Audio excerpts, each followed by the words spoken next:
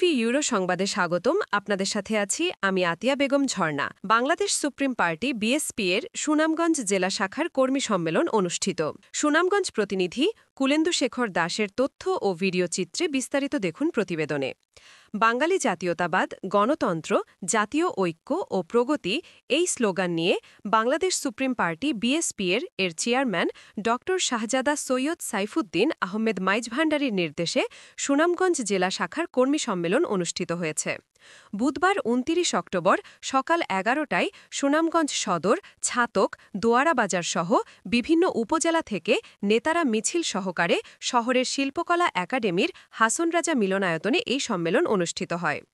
Bangladesh supreme party BSP এর সহকারী কৃষি বিষয়ক সম্পাদক ও জেলা কমিটির সভাপতি বীর মুক্তিযোদ্ধা মোহাম্মদ ফজলুর রহমানের সভাপতিত্বে ও সংগঠনের সাধারণ সম্পাদক আবুল ফজল মোহাম্মদ মাসুদের সঞ্চালনায় সম্মেলনে প্রধান অতিথির বক্তব্য রাখেন বাংলাদেশ সুপ্রিম পার্টি বিএসপি এর কেন্দ্রীয় ভাইস চেয়ারম্যান পীরজাদা কাজী মোহাম্মদ আশিকুর রহমান হাসেমি। সম্মেলনে প্রধান বক্তা ছিলেন বাংলাদেশ সুপ্রিম পার্টি বিএসপি এর কেন্দ্রীয় কার্যনির্বাহী পরিষদের দফতর সম্পাদক মোহাম্মদ ইব্রাহিম মিয়া।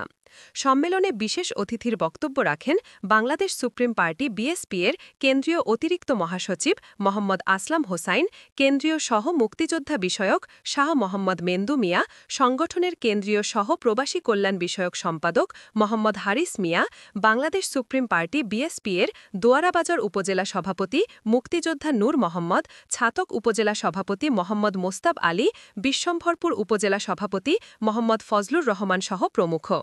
প্রধান অতিথির বক্তব্যে বাংলাদেশ সুপ্রিম পার্টি বিএসপি এর কেন্দ্রীয় ভাইস চেয়ারম্যান পীরজাদা কাজী মোহাম্মদ আশিকুর রহমান হাসেমি বলেছেন, আমাদের সংগঠনের চেয়ারম্যান ড শাহজাদা সৈয়দ সাইফুদ্দিন আহমেদ মাইজভান্ডারী ও আমাদের দলের উদ্দেশ্যই হচ্ছে একটি বৈষম্যহীন রাষ্ট্র ও সমাজ ব্যবস্থা গড়ে তোলা, যে কারণে দেশের মানুষ ২০২৪ সালে বিগত সরকারের আমলে ফুঁসে উঠেছিল একটি বৈষম্যহীন সমাজ ও রাষ্ট্র গঠনের লক্ষ্যে। কিন্তু কিছু ধর্ম ব্যবসায়ীরা রয়েছেন, তারা ৫ই আগস্টের পরে দেশের রাষ্ট্র ও সমাজের অশান্তি, দুর্নীতি, বিদ্বেষ আর বিভাজনের বিষ ছড়িয়ে দিয়ে বিভিন্ন স্থানে মাজার ভেঙে দিয়েছেন। এগুলো কি বৈষম্যহীন সমাজ গঠনের নমুনা? তিনি বলেন, ক্রমশই মানবতায় হারিয়ে যেতে বসেছে প্রতিযোগিতা আর স্বার্থপরতার নিচে এবং রাজনীতির ভাষায় নেই নৈতিকতায়, শাসনের মাঝে নেই সমতা, নেই বলে তিনি